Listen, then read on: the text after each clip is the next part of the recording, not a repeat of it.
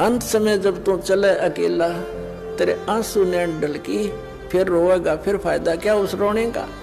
अब इस ज्ञान को पहले सुने, फिर पहले रोने लग जाए उस मालिक की तरफ में, उसका नाम जाप करे। संसारिक काम भी भगवान ने ठीक कराया करे। सच साहिब। दोस्तों, जब हम मुसीबत में होते हैं तो हम ईश्वर को याद करते हैं और हमारे मुंह से अचानक हे ईश्वर या हे परमात्मा या हे भगवान शब्द निकलता है। सभी धर्मों में कहा भी गया है कि ईश्वर एक है, पर क्या कभी किसी ने ये जानने की कोशिश की है कि वो एक ईश्वर आखिर है कौन? हमारे मन से मुसीबत के समय निकले हे ईश्वर शब्द का अर्थ हम सभी ने अभी तक जिन जिन भी देवी देवताओं की हम पूजा करते आ रहे हैं उन्हीं से लगाया है, जैसे गणेश जी, हनुमान जी, शिव जी आदि। मगर दोस्तों, ये देवी देवता हैं, ये पूर्ण परमात्मा नहीं है। ये हमें इस जीवन में भौतिक सुख तो दे सकते हैं पर पूर्ण मोक्ष नहीं दे सकते। तो फिर हमें पूर्ण मोक्ष कौन दे सकता है? कौन है वो एक ईश्वर? आइए जानते हैं उस पूर्ण परमात्मा के बारे में। पवित्र वेद, शास्त्र और सद्ग्रंथों ने यह प्रमाणित कर दिया है कि वह परमात्मा मनुष्य सदृश है, भूलोक के तीसरे पृष्ठ पर विराजमान है तथा राजा की भांति रहता है। वहां से गति करके आता है तथा अच्छी आत्माओं को मिलता है। वह पृथ्वी पर कवियों की तरह आचरण कर विचरण करता है और उसका नाम कबीर है।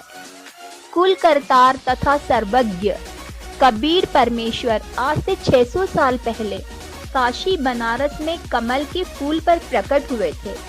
इनको माता पिता ने जन्म नहीं दिया था। आकाश से एक ज्योति प्रकट होकर धरती पर उतरी और उसने एक बालक कबीर का रूप धारण कर लिया, जिनका लालन पालन नीरू और नीमा नामक एक जुलाहा दंपति ने किया।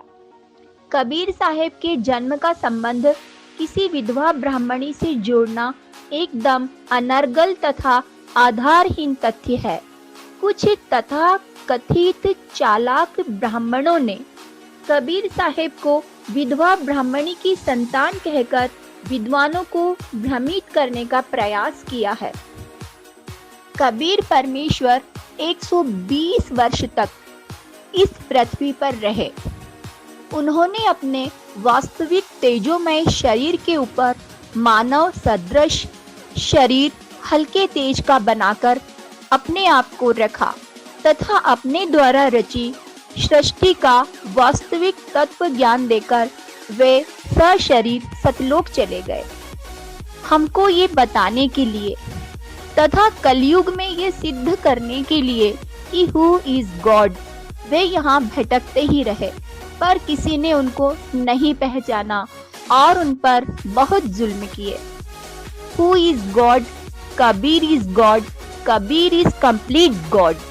ये सिद्ध करने के लिए परमात्मा कबीर ने अपने कुछ गवाह बनाए और इन पुण्य आत्माओं को वे समय समय पर अपने निज धाम सतलोक लेकर गए और वहां की सैर कराकर अपने बारे में बताकर उनको वापस इस पृथ्वी पर छोड़ दिया।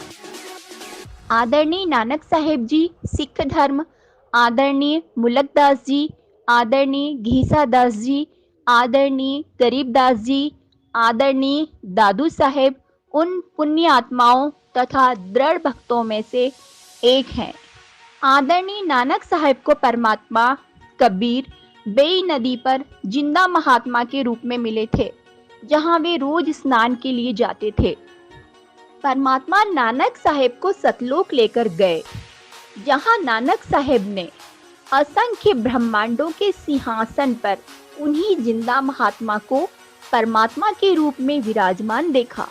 परमात्मा कबीर ने नानक साहब से कहा, मैं काशी बनारस में रहता हूँ, एक धानक जुलाहे का काम करता हूँ तथा कबीर मेरा नाम है।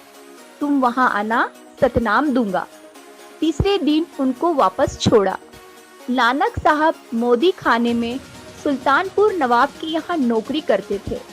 परमात्मा की प्राप्ति की तड़प के लिए उन्होंने नौकरी त्याग कर काशी जाकर पता किया तो देखा कि परमात्मा झोपड़ी में बैठे हैं तथा खड्डी पर जुलाहे का कार्य कर रहे हैं। तब नानक साहब की आंखों में पानी भर आया और उन्होंने कहा, पाई सूरत मुलक की वेश है ठगवाड़ा ठगी बेस खरा सियाणा बहुतावार धानक रूप रहा करता। लोगों देखो, ये बैठा है भगवान, धानक कबीर के रूप में बैठा है। ऋग्वेद मंडल 9 सूक्त 86 मंत्र 26 से 27, ऋग्वेद मंडल 9 सूक्त 82 मंत्र 1 से 2, ऋग्वेद मंडल 9 सूक्त 96 मंत्र 16 से 20 आदि तथा पवित्र बाइबल, पवित्र कुरान शरीफ, सूरत फुरकानी 25 आयत नंबर 52, 58, 59 पर लिखा है, फला तुतियल काफिरन व जहिद हुम बिही जिहादन कबीरा कबीरन, अर्थात वह कबीर अल्लाह कबीर देव पूजा के योग्य है। गुरु ग्रंथ साहिब के 1257 पृष्ठ पर राग मल्हार मेला पहला में बताया है कि परमात्मा कैसा है। बागे कपड़ बोल बैन लंबा नक काले तेरे नैन कभू साहब देखिया बहन। फिर परमात्मा को निराकार क्यों कहते हो? कबीर परमात्मा कहते हैं, वेद मेरा भेद है, मैं ना मिल वेदन के माही, जोन वेदों से मैं मिलूं वो भेद जानते नहीं। सत साहेब बंदी छोड़ सदगुरु देव रामपाल जी गुरु महाराज की जय हो।